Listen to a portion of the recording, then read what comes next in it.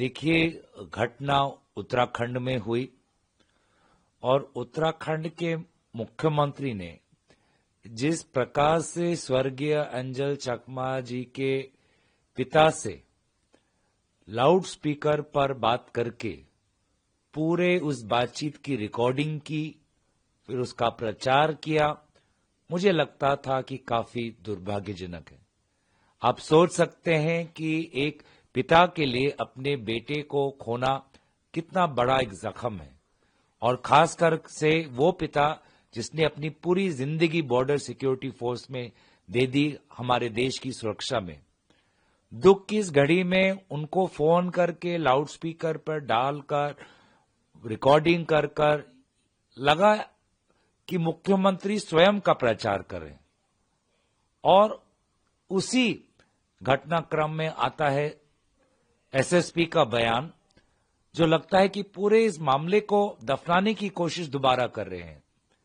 पहले इस मामले को दर्ज करने में, इसकी एफआईआर दर्ज करने में 12 दिन की विलंब, और अब दोबारा एसएसपी के द्वारा ऐसे बातचीत से लगता है कि वहां की प्रशासन मुख्यमंत्री के निर्देश अनुसार इस बात को कहीं न कहीं दफनाने की कोशिश कर रही है। हमारे देश के देवभूमि में उत्तराखंड में आज अंकिता भंडारी हो या अंजल चकमा हो, इस प्रकार का कानूनी अवस्था बन चुका है। ये बहुत ही दुख की बात है। सर, कैसे देखते कल प्रेस कॉन्फ्रेंस करी, उसके बाद केंद्रीय मंत्री भी सामने आए हैं। उन्होंने उसके ऊपर कहा कि ऐसी टास्क फोर्स और इस तरीके की दिल्ली में भी घटना होती थी, इसको वहां बनाएगी, हमने यहाँ रोक लगाई, ऐसी वहां भी बनाएंगे। इसके अलावा आप नॉर्थ ईस्टर्न रीजन की एक बड़ी जो है दिक्कतें, कई संगठन सामने आ रहे हैं, इस तरीके की चीजें जो वो कह रहे हैं फेस करते हैं, और इसको कैसे देते, क्योंकि ऑलरेडी नेडा भी बना हुआ है जहां पे चीजें इस तरीके की इश्यूज को रेज करने की बात है। देखिए, चाहे नेडा हो, चाहे अष्टलक्ष्मी हो, चाहे एक्ट ईस्ट हो, ये सारे शब्द प्रधानमंत्री मोदी जी के सुनने में तो अच्छे लगते हैं पर कार्यान्वित नहीं होते, और इसीलिए कहीं ना कहीं प्रधानमंत्री मोदी जी को ये बात बिल्कुल पता है कि देश में उत्तर पूर्वांचल के लोग तो कैसी वास्तविक परिस्थितियों से वो गुजरते हैं। तो कहीं ना कहीं वो भी मंथन करे, गृह मंत्री अमित शाह जी भी मंथन करे कि क्या वो सारे पुलिस प्रशासन को संवेदनशील बनाने में कितनी सफल रही है।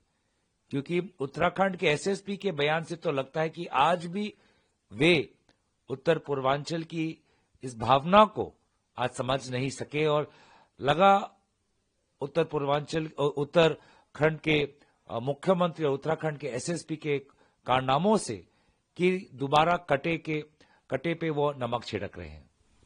सर, जो है असम गए थे और उन्होंने अपनी वहां पर बातें करी, नौगांव गए, वहां पर बात करी।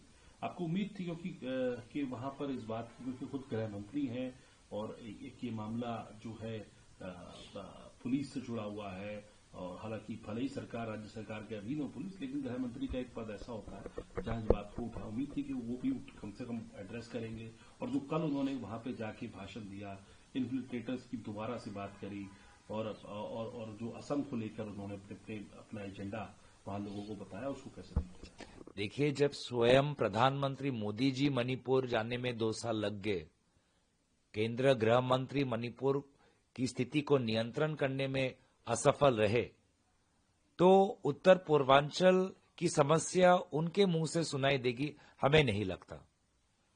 उत्तर पूर्वांचल में ड्रग्स एक भयानक रूप ले चुका है।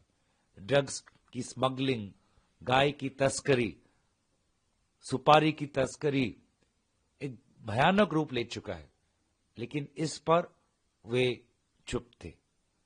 और घुसपैठिए की बात की, मैं तो पूछना चाहूंगा कि बिहार में कितने घुसपैठिए पकड़े गए, झारखंड में कितने घुसपैठिए पकड़े गए। उनको तो उदाहरण देखना चाहिए था कि हमने झारखंड में इतने पकड़े, बिहार में उन्होंने एसआईआर की, उनकी सरकार है, बताना चाहिए था कि कितने घुसपैठिए पकड़े। तो इन बातों का अगर वो जवाब दे तो ज्यादा वाजिब होगा, मैं समझता हूं।